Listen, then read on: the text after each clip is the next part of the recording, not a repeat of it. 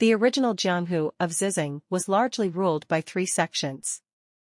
These were Padala Palace 1 in the west, Tianlong Temple 2 in the north, and Dalian Temple 3 in the east. All three sects had their roots in Buddhism, and they were like the pillars of Zizing Jianghu. Among the three sects, Dalian Temple was the most powerful and influential. They had many followers and branch sections.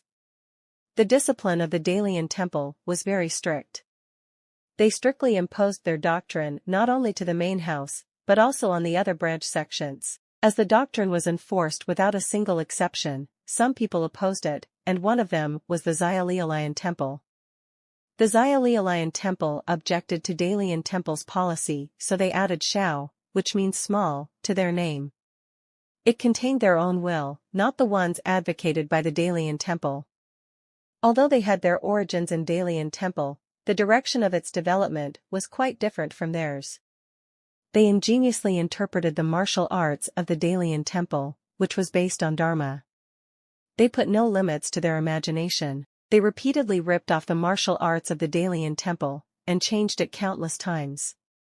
In this way, they developed martial arts in a completely different direction from the Dalian Temple. Then 500 years ago, a genius who shook the entire province of Zizing. He called himself the Mambiop. Mambiop was an unparalleled genius. He completely reorganized the martial arts system of the Xiaolialayan Temple, which was only a side branch of the Dalian Temple. There is no need for limitations or distinctions between love and affiliation in learning. That was his philosophy. He incorporated everything he had learned based on the martial arts of the Dalian Temple. He added all kinds of martial arts, demonic arts, and some bizarre techniques. Thus, Xiaolialayan Temple's unique martial art was completed. Since the advent of Mambiop, the situation of the Dalian Temple and Xiaolialayan Temple has changed significantly. The Xiaolialayan Temple has begun to overpower the Dalian Temple. The Xiaolialayan Temple tormented the Dalian Temple by using its brutal martial arts and various demonic arts that could be regarded as unconventional martial arts. The Dalian Temple also responded to their provocation every single time, but they could not resist against the Xiaolialayan Temple, which was led by Mambiop. The Dalian Temple was thoroughly trampled upon by the Xiaolialayan Temple, so the former eventually suffered extinction.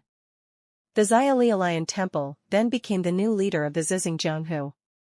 No one was their rival after destroying the Dalian Temple. Since the Padala Palace and Tianlong Temple were far apart, their territories did not overlap. There was no chance of collision. For hundreds of years, the Xiaolialayan Temple became the clear ruler of the area and influenced the entire Zizing. As such, the monks of the Xiaolialayan Temple became very arrogant. There was a sense of pride in who dared to challenge them. In fact, for hundreds of years, no one dared to challenge the Xiaolialayan Temple. The Padala Palace and Tianlong Temple were afraid of them and watched them from afar. The martial arts of the demon blood monks, 5 who are the main forces of the Xiaolialayan Temple, were truly powerful. Their power was so great that they could annihilate any average sect in Jianghu in one night. The Xiaolialayan Temple does not just consist of the demon blood monks. Although the martial arts were slightly inferior to those of the demon blood monks, there were those who received special training instead and were good at tracing.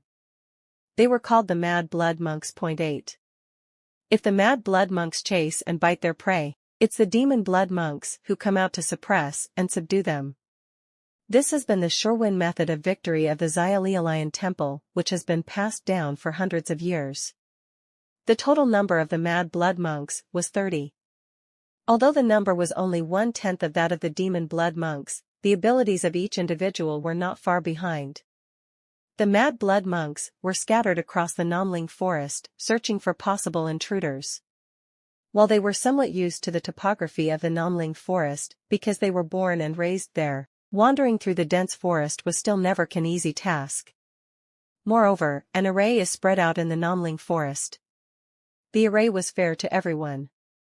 If they made a mistake, they would still suffer under the array, so they had to keep paying close attention. After wandering around the Namling forest for several days, the mind and body of the Mad Blood Monk were very tired.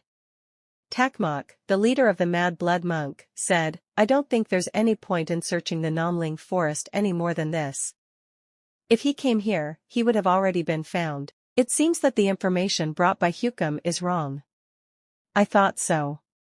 He has been usually condescending, pretending to be that good. We can't trust bastards like Hukum who talks such nonsense after running away like a dog with a tail on its back." While waiting, the Mad Demon Blood monks complained. Hukum usually did not interact with anyone and lived in his own world. Other people didn't approach him because of his character of making fun of other people's minds, but more than anything else, it was Hukum who looked down on others and pushed them aside. For that reason, there were very few people who liked Hukum in the Xiaolialayan temple. It was the same with the Mad Demon Blood monks. They complained that they had been fooled by the false information of Hukum. The anger they felt was even greater because they had suffered without being able to rest properly for the past few days. In the end, the Mad Demon Blood monks returned to the Xiaolialayan temple without any results. The leader, Takmok, went to the abode of Hyalbul to report, while the rest disbanded and returned to their respective dormitories. Johnmok, a member of the Mad Demon Blood monk, also returned to his own residence and took off his clothes. There were small scratches all over his body. It was a scratch caused by the branches in the forest. "Why should we go through all this trouble for one bastard?" he groaned and lay down on the bed. Johnmok's eyes, which had been staring at the ceiling indifferently, suddenly opened wide. Someone was hanging upside down from the ceiling and looking down at him. His white face and bright red eyes were clearly visible. Johnmok blinked. His brain was slow in recognizing the abnormal sight. The man who had been hanging from the ceiling silently came down and stood in front of the Johnmok. Only then did Johnmok realize that something was wrong and began to shout, "Puk!" At that moment, the intangible energy emitted by the man suppressed him. "Cook!" Johnmok widened his eyes. His whole body was paralyzed, he couldn't move. Johnmok desperately uses his chi. He tried to get rid of the energy paralyzing his own body by operating his own chi. But no matter how much he used his chi, his body remained stiff. Only his eyelids and pupils could move.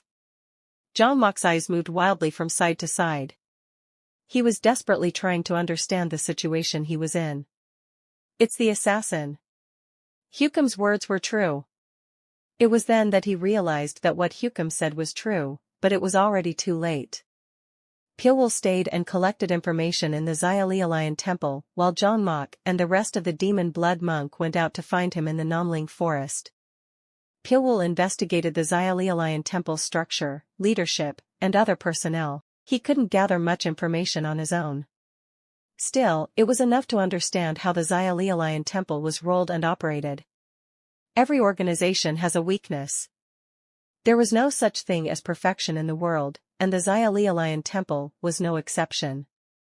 Even if the Xiaolialayan temple seemed like a solid wall, it had its own weaknesses. One of the weaknesses that Pilwul identified was regarding the Mad Demon Blood monks. The number of the Mad Demon Blood monks were very few, so the Xiaolialayan temple took special care of them. They usually do not interfere with their lives unless they are assigned to a mission. Even if a member of the Mad Demon Blood monk was locked up in their own room for several days, no one would pay them any attention. While this setup of the Xiaolialayan temple made it look like they were concerned about the Mad Demon Blood monks, to Pilwul, it was a gap in their system. Johnmok looked up at Pilwul with his eyes wide open. And Pilwul looked at him indifferently. "What are you up to? What are you trying to do with me?" Johnmok screamed inwardly. He never dreamed that he would be overpowered so easily. The sequence of events was so natural that it felt like a dream.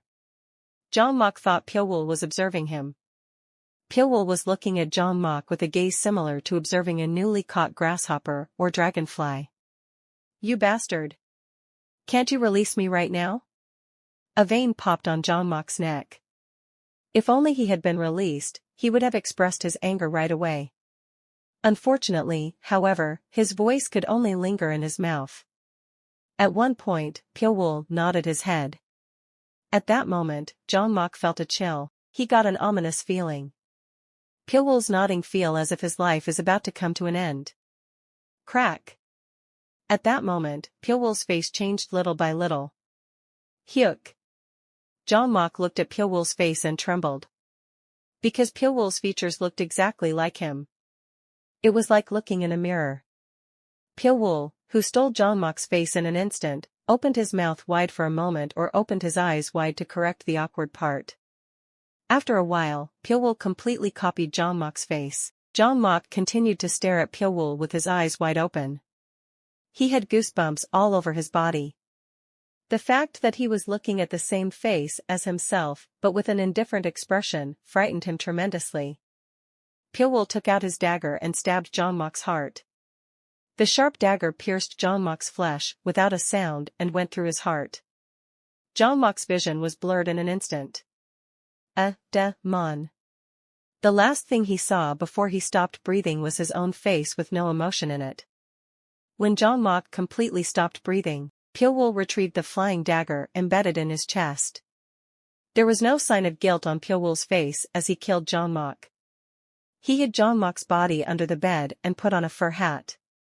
He completely covered his head with a hat and went outside. Several people passed by, but no one suspected Pyeolwol. Pyeolwol was mimicking Jeong-mok so naturally. It wasn't just the face that was the same, but the atmosphere and the eyes were also similar, so no one thought of him as strange. The place Pyeolwol went to was a place called Manbyop Palace. 8. It was built to commemorate the Manbyop who led to the revival of the Zyalialian temple. Inside the residence, several monks were carrying on the enlightenment of their predecessors or researching their own enlightenment. Manbyop Palace was the true power of the Zyalialian temple. This was where the mad demon blood monks studied all sorts of things to increase their power. The dwelling place of Hyukam was also in one corner of the Manbyop Palace. That was where he learned how to subdue the human minds, by studying and dissecting the minds of those who had been kidnapped. Pyeolwol found out about it while secretly exploring the Zyalialian temple for the past few days. The security was so tight that it was impossible to get inside by ordinary means. So, Pyeolwol waited for the mad demon blood monks to return. It was because he understood that the mad demon blood monks could freely enter and exit all the facilities of the Zyalialian temple. Who is it? Is that you, senior brother Jeong-mok? The warrior who was guarding the Manbyop Palace recognized Jeong-mok's face. Pyeolwol asked calmly, "Is everything okay?" "Everything's clear. Who about the assassin? Do you think the assassin is crazy enough to come all the way here? Don't worry about it, and go inside. Thank you for your effort." "Yes, senior brother." The warrior opened the door to Pyeolwol without any doubt. Pyeolwol calmly passed through the door and entered the Manbyop Palace. The scale of the Manbyop Palace was truly magnificent. The huge palace was divided into several compartments. The monks, including Hyukam, studied the vision to their heart's content within their compartments. Pyeolwol took a deep breath as he looked around the inside of Manbyop Palace. He was trying to gather information through his sense of smell. Pyeolwol suddenly wrinkled his nose. He smelled an awful stench permeating in the air. It was unusual for a stench that can give anyone a headache to linger in the air. Is it poison? There was a little bit of poison leaking out from somewhere. Unlike Pyeolwol who can determine the smell, the monks could not because it was just a small amount. After searching for a while, Pyeolwol finally managed to locate the place where he could smell the poison. He found a passage leading to the basement.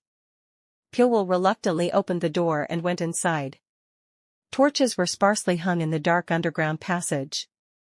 After walking for a while, a huge underground space appeared. The huge space which was naturally formed was reminiscent of the underground cave where Pyeolwol learned how to kill. Several monks were busily going back and forth through the underground cave. They were busy contemplating over something with serious expressions on their faces. Although a new person, Pyeolwol, came in, no one cared about him. Among the monks, the one Pyeolwol paid attention to was an old monk who could be said to be suffering from a disease. His face was full of black spots, and the tips of his nails were discolored. Pyeolwol knew that the bodies of those who deal with poisons became like that. The poison Pyowool smelled was coming from the old monk. To be precise, poison was flowing out of the porcelain bottle he was holding.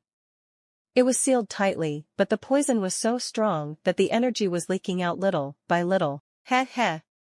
The old monk smiled grimly. By combining numerous poisons, he managed to complete a whole new form of poison. A single drop of this poison is enough to kill 10 men. If you offer it to the sect leader, he will surely be happy. At that moment, as if waiting, an unfamiliar voice was heard. That would certainly be useful.